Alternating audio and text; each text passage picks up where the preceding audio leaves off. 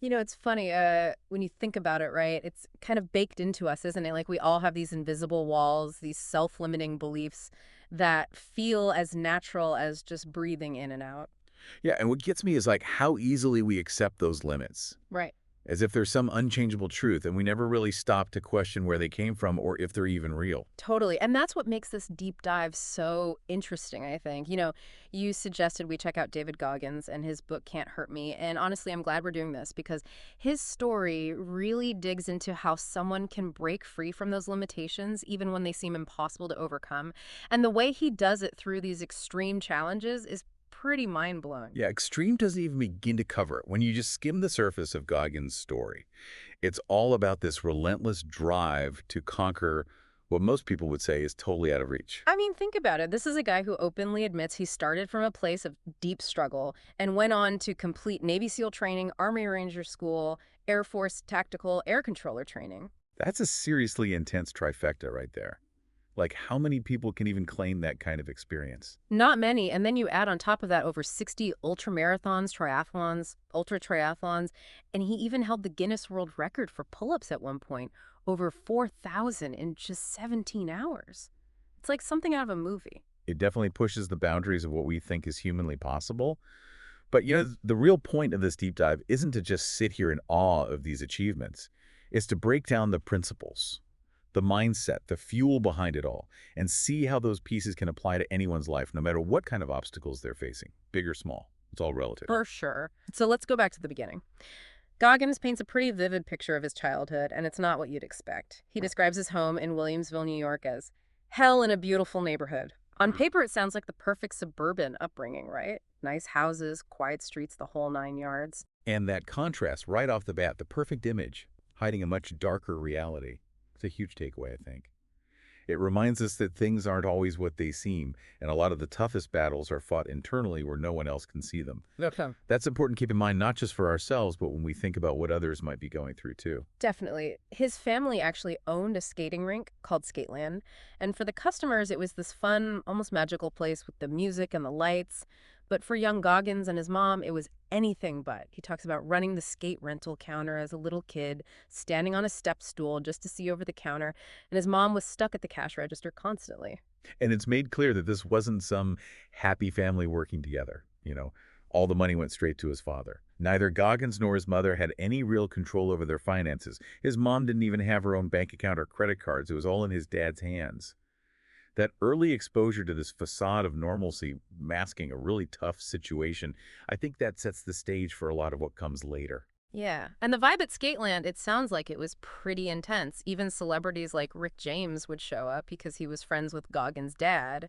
So you have this surface level excitement, but underneath it all, there's this constant tension, this fear of what would happen if the cash register didn't add up, right? Yeah, it shows a real power imbalance within the family and how vulnerable his mom was, completely dependent on his father's control. And it wasn't just about the money either. Goggins shares some pretty disturbing memories from his childhood. He and his brother could barely sleep because their room was right above the rink, so it was always loud. And one night, he remembers his mom coming in, clearly upset, smelling of alcohol. His father followed and pulled out a loaded gun from under Goggins' sleeping cushion, showed it to him, and then tucked it into an ankle holster. He even had bags of cash sitting out. Goggins says it was a typical night. It's chilling when you think about it. Right. For a 6-year-old to be exposed to that kind of normalized danger, a loaded gun where a child sleeps, it's a clear sign of how unstable and scary his environment was. And the abuse wasn't just implied. He talks about being physically abused by his father and witnessing his father abusing his mother. There's this awful scene where his dad is beating him with a belt and his mom frantically hits a panic button. When the police arrive, they actually dismiss his mother's injuries as necessary domestic discipline.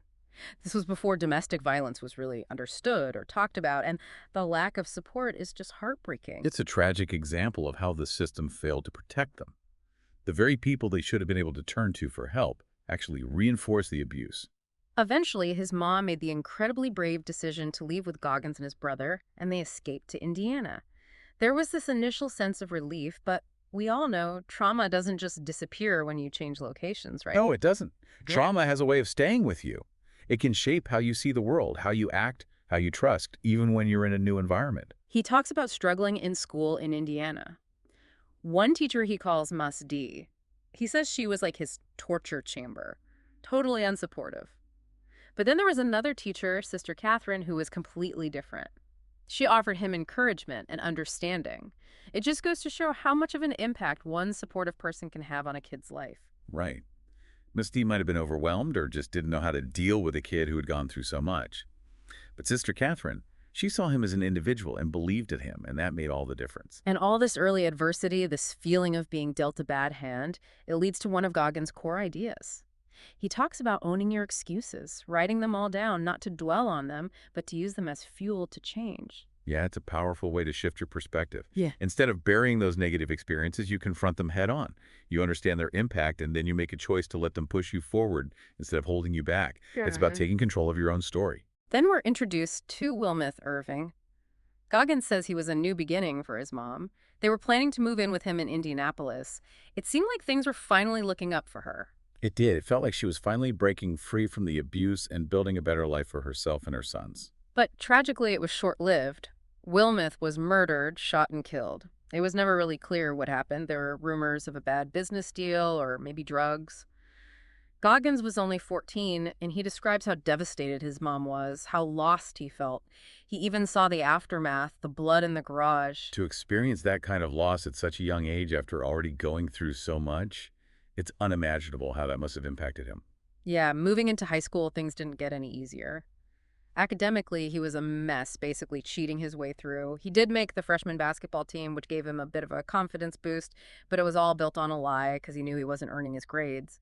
And then they couldn't afford the private school anymore, so he had to transfer to a big public school.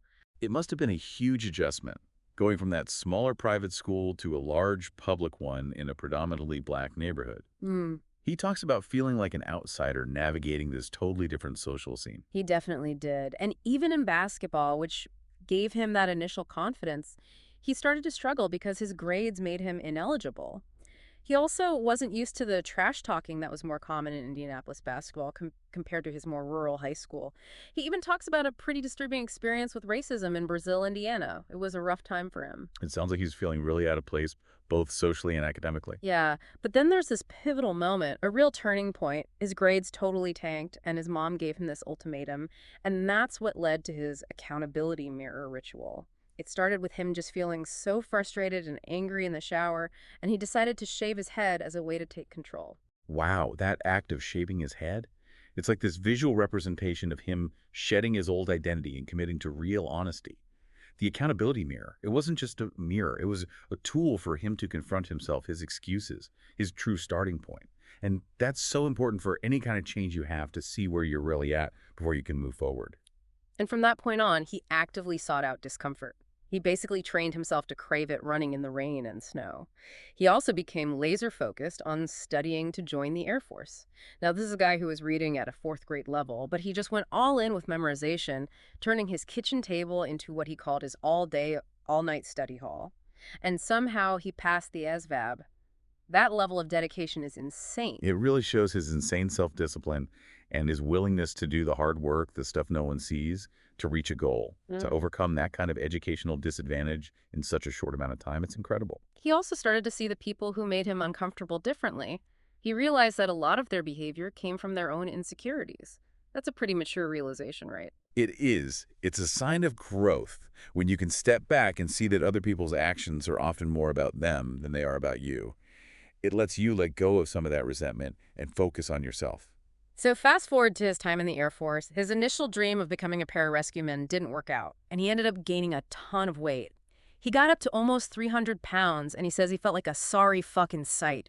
He was hiding behind his weight, basically. That sounds like a period of disillusionment, maybe even a bit of self-sabotage, making himself less visible, maybe to avoid more challenges or perceived failures. But then he watched this documentary about Navy SEALs going through Hell Week, and something clicked. He felt this surge of jealousy and this realization that he was weak. In that moment, he decided he wanted to be a SEAL, which seems crazy considering how out of shape he was. What do you think sparked that change? I think it shows how powerful inspiration can be. Even when you're facing what seem like impossible odds, seeing others push themselves to that extreme, it can awaken something inside you. It's a reminder that change can happen in the most unexpected ways. So he sets this wild goal and contacts a Naval Reserves recruiter named Stephen Shaljo. And Shaljo actually saw something in him, believed in his potential, even at nearly 300 pounds. But the challenge was enormous: lose 106 pounds in less than 3 months and drastically improve his ASVAB score. Yeah. I can't even imagine. It was a huge undertaking requiring massive dedication and a total lifestyle change. The fact that Shaljo saw his drive despite his physical state, that was huge. It shows how important it is to have someone believe in you even when you doubt yourself. He was studying like crazy while working a demanding pest control job. Right? He even failed the mechanical comprehension section of the ASVAB and had to retake the whole thing. His early attempts at running were brutal. He could barely go 400 yards.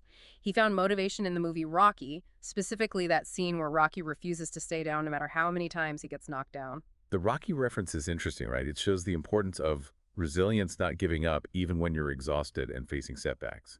It's that inner strength that keeps you going. His training became insane, strict dieting hours on the stationary bike, swimming, lifting weights, and running in those Bates Lights boots, the ones they use in BUDS.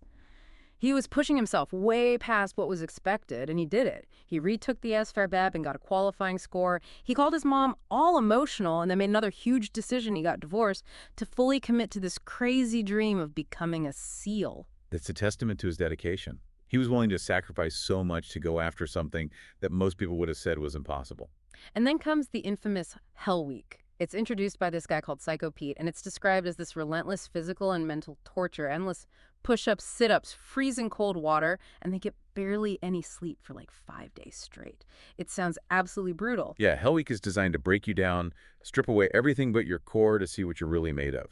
It pushes people past their limits and reveals their true character under intense stress. It's a crucible that only the strongest survive.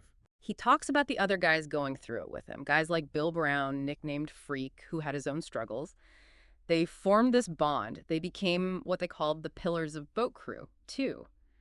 Goggins says he was just laser focused, refusing to quit even when he was completely drained. He came out of Hell Week feeling unbreakable. The camaraderie that develops in those intense environments, it's really powerful. When you're all suffering together, pushing each other through it, it creates a deep connection. Yeah. And that feeling of being unbreakable, that's a huge mental shift.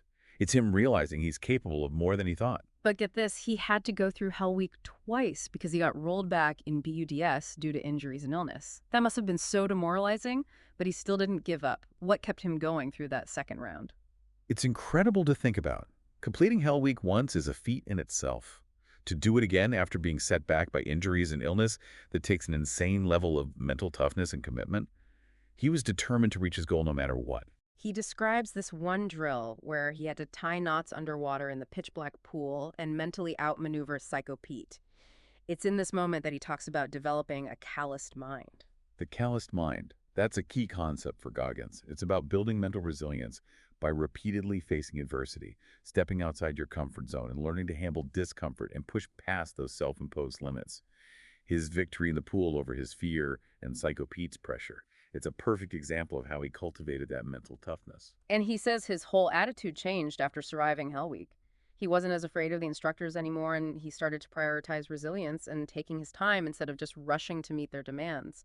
He gained this inner confidence, it seems like. Yeah, it sounds like a fundamental shift in how he dealt with authority and pressure. Hmm. He had proven to himself what he could endure, so he gained this inner strength and control. He could approach challenges more strategically. But it wasn't all smooth sailing. He got rolled back 2 more times in BUDS. He talks about this train ride to Chicago where he seriously questioned if he even wanted to be a SEAL anymore. But ultimately, he recommitted through another intense session with his accountability mirror. Then came the news that his wife was pregnant, which was obviously a complicated situation, but he still didn't use it as an excuse to quit. He also tells the story of Sean Dobbs, who was doing really well but ended up quitting, which shows how important that inner drive is, that solid foundation of mental resilience.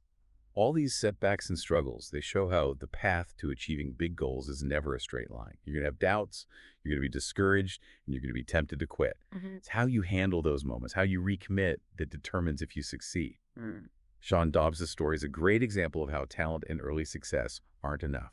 You need that inner strength to make it through. Then came his third Hell Week. Can you believe it? Including this insane caterpillar swim incident. He talks about how callous he felt he had to become to operate in the world of special ops. He had multiple injuries, but he pushed through the rest of BUDS. He was constantly testing his limits. A third hell week that's just mind-blowing. The caterpillar swim, while disturbing, does give you a glimpse into the extreme demands and the toll that kind of training takes on you, both physically and mentally.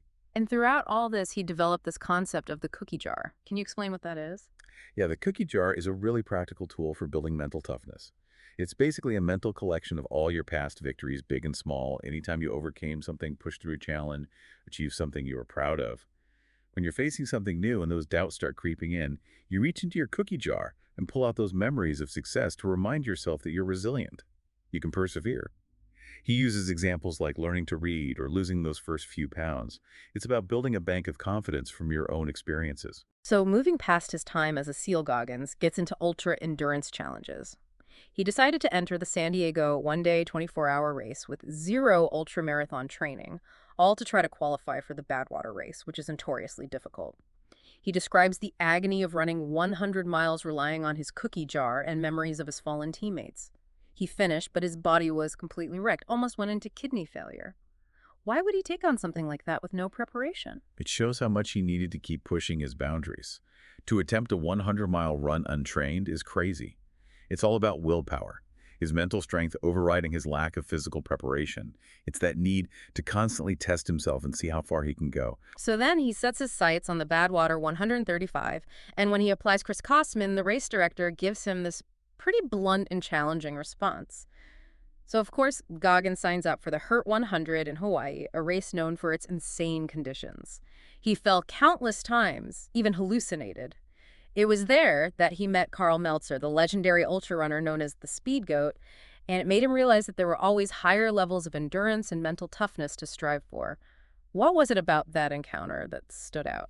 The Hurt 100 sounds brutal, like a true test of your limits. Yeah. And meeting Carl Meltzer, who's like the top of the ultra running world, it showed Goggins that even at the extremes, there's always more to achieve. It reinforces this idea of always growing and learning from those who are ahead of you. And all these experiences pushing himself physically and mentally led to his 40% rule. Can you break that down? The 40% rule is one of Goggins' core beliefs. It's the idea that when you feel like you're at your absolute limit, physically or mentally, you've probably only used about 40% of your actual capacity. That voice in your head telling you to stop, to give in to the pain, it's usually lying. It's your mind trying to protect you, but it's holding you back from your true potential. The key is to push past that initial feeling of exhaustion and tap into those hidden reserves you have. He really lives that rule. He even competed in the Kona Ultraman, a 10-kilometer swim, a 261.4-mile bike ride, and a 52.4-mile run. He says he had a physical breakdown during the swim and even crashed his bike at 40 miles per hour, broke his helmet and sunglasses. But he got back on and finished the race. It's unbelievable. It's another example of his resilience, his ability to push through setbacks, his commitment to his goals even with injuries. It shows how powerful his mental strength is. The fact that he used these races in part to boost his Navy SEAL recruiting efforts, it also shows a strategic side to him. He was always working towards multiple goals. He also developed this 24-hour mission mindset where he focused on one specific task for each hour of the day to be as productive as possible. It's like breaking down huge goals into smaller, more manageable chunks. Exactly. It's his approach to self-improvement taken to the extreme. By focusing on the immediate task, he avoids getting overwhelmed and ensures steady progress. Here's an interesting twist. Later on, he was diagnosed with an atrial septal defect, a hole in his heart that affects oxygen levels. And this diagnosis, it explained a lot of his past struggles with fatigue and recovery. The fact that he did all those crazy endurance events with this condition is mind-blowing. It puts his accomplishments into a whole new perspective. Knowing that he had this physical disadvantage makes it even more impressive. It shows how strong his will was to overcome even inherent limitations. And even after that diagnosis and being told to avoid high-impact activities like jumping and diving, he still refused to change his lifestyle. He just found new ways to push his boundaries. It's like he defines himself by not being limited. It's true. He refused to let a medical condition define him. It's that deeply ingrained habit of seeking out challenges. He just adapted and found new ways to test himself. Even back in the SEAL teams, he had this drive. He became obsessed with mastering the M60 machine gun, the pig detail, as they call it. He studied tactics and weapons, prepping for opportunities that didn't even exist yet, like the chance to join DBGRU. Then he volunteered for and completed Army Ranger School, which is notoriously tough, and graduated as enlisted honor man. That proactive dedication to mastering even the toughest parts of his job, always preparing for the next challenge, that's classic Goggins. And his performance in Ranger School just confirms his incredible abilities and his commitment to excellence. And when he went back to his SEAL platoon after Ranger School, his standards for physical training were way higher than what his teammates were used to. He realized that there needed to be better leadership and awareness within his unit. So he went through Delta selection, which is super intense physically and mentally, even getting lost at one point, but learning from it. He applied again, and on his second try, he broke his own course record. It's a perfect example of turning failure into a lesson. It shows that even someone as driven as Goggins is still learning and adapting. His improvement in Delta selection shows how he could analyze setbacks, identify weaknesses, and come back stronger. He also tried to break the world pull-up record twice. The first time was on the Today Show, and he didn't make it because of distractions and losing focus. But he used that as a learning experience, analyzed his failure like it was an after-action report. The second attempt, he was way more focused and reached over 3,200 pull-ups before injuring his hands. He always emphasizes the importance of breaking down your failures and being willing to try again. Putting himself out there on such a public stage and then being willing to learn from his mistakes no matter how visible they were, that says a lot about him. And using that after-action report framework, it's systematic, it's analytical, it's his approach to everything, even something as physical as pull-ups. He even ran the Yukon Arctic Ultra, a 300-mile race in crazy sub-zero temperatures. He suffered frostbite, chafing, the whole 9 yards, but he never gave up mentally. That experience led him to discover some physical limitations. He had muscle knots and tension that he'd never addressed, so he started focusing on stretching as a new way to push himself and improve his well-being. He's always evolving. Yeah, that's impressive. He's achieved so much, but he's still open to new challenges and taking care of his body. It reminds you that pushing your limits isn't just about brute force, it's about understanding yourself. And to wrap things up, he shares stories of others who have been inspired by him, like Sledge, who became an endurance athlete, and Sean Dobbs, who found success after leaving the SEALs by embracing his past failures. It's cool to see how he's impacted others. Those stories show how powerful this mindset can be. People see what Goggins has done and they realize that they can transform their own lives too. It's about resilience, self-discipline, and refusing to be held back by what you think you're capable of. So as we finish up this deep dive into David Goggins' life, the key takeaway is this. A lot of the limitations we think we have are ones we've put on ourselves. His story is a reminder of what's possible when you actively choose to be uncomfortable, when you learn from your mistakes, and when you keep pushing past what you think is your limit.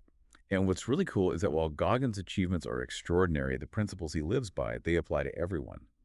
Mental toughness, resilience, self-reflection, using the cookie jar, challenging the 40% rule, those were just for elite athletes. They're tools anyone can use to face any challenge, big or small. For sure. So think about that voice in your head, the one that tells you to stop. What comfort zones are you holding on to? What's one small, maybe slightly uncomfortable step you can take today? Not to become an ultra athlete, but to push past that 40% barrier. It's about unlocking the potential that's inside all of us. I think that leads to a good question.